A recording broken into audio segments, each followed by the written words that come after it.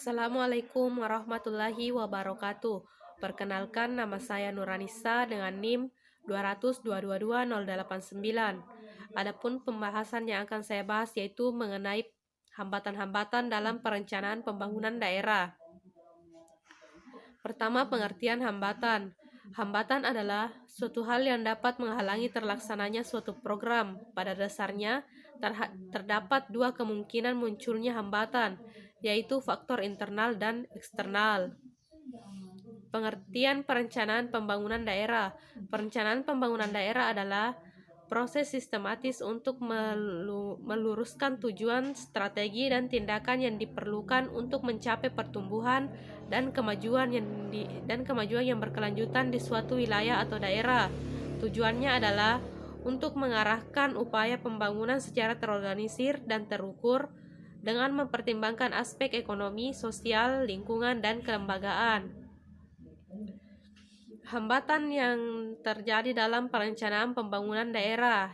Yang pertama, belum optimalnya koordinasi dan sinkronisasi proses perencanaan pembangunan daerah. Yang kedua, belum efektifnya pengendalian dan evaluasi kebijakan pembangunan daerah. Yang ketiga, belum terintegrasinya sistem perencanaan pembangunan dan penganggaran. Yang keempat, belum optimalnya pengelolaan dan pemanfaatan data pembangunan. Yang kelima, rendahnya kapasitas sumber daya perencanaan pembangunan. Dan yang keenam, rendahnya inovasi daerah. Selanjutnya, hambatan yang dihadapi pemerintah tentang perencanaan pembangunan di wilayah pedesaan.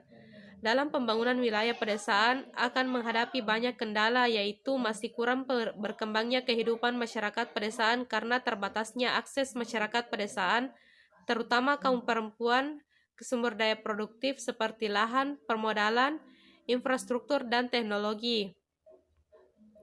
Hambatan-hambatan perencanaan ada 4. Yang pertama, kurang pengetahuan tentang organisasi. Yang kedua, kurang pengetahuan tentang lingkungan. Yang ketiga, ketidakmampuan melakukan peramalan secara efektif. Dan yang keempat, kesulitan perencanaan operasi-operasi yang tidak berulang. Sumber kegagalan dalam perencanaan pembangunan daerah berdasarkan penyusunan perencanaan yang tidak tepat. Yang pertama, informasinya kurang tepat. Yang kedua, metodologinya belum dikuasai.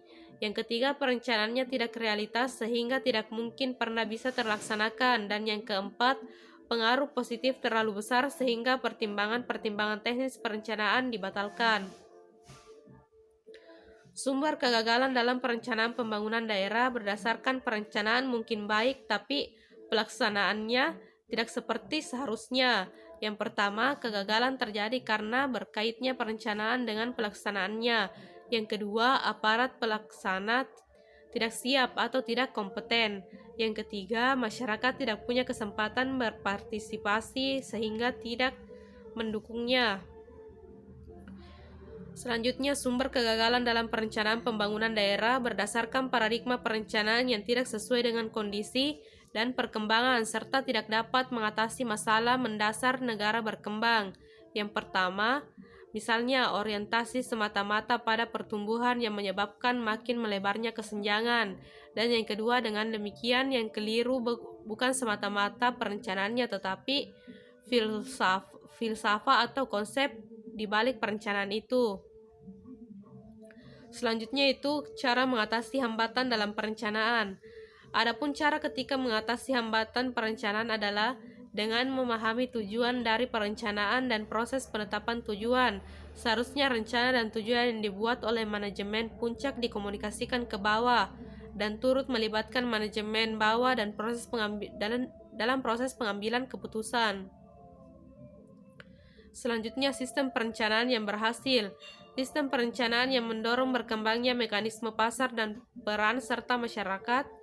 Dalam sistem ini, perencanaan dilakukan dengan menentukan sasaran-sasaran secara garis besar. Pelaku utamanya adalah masyarakat dan usaha swasta. Itulah pemaparan materi yang dapat saya sampaikan. Sekian. Wassalamualaikum warahmatullahi wabarakatuh.